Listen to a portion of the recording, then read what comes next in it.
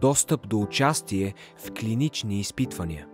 Знаете ли, че клиничните проучвания водят до по-добро разбиране на редките болести, по-бърза и точна диагностика и разработване на иновативни терапии и лекарства за по-добро ниво на здравеопазването? Те са надежда за над 30 милиона души с такива заболявания и техните семейства. Призоваваме българските власти да се улесни разработването на цифрови инструменти, телемедицина и мобилно здравеопазване, за да се подобри достъпността и удобството за участниците в клиничните изпитвания на лекарства, предназначени да удовлетворяват непосрещнатите нужди на силно ограничен брой пациенти.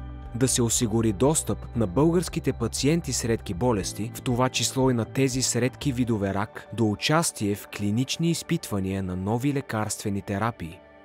Ние, гражданските организации на хората с редки болести, излагаме исканията си в манифест, в който настояваме за спазване на европейските ценности за равенство и солидарност и на основното право в Европейски съюз за закрила на здравето и призоваваме политиците и институциите за неотложно действие за редките. С пълния текст на манифеста може да се запознаете на страницата на инициативата.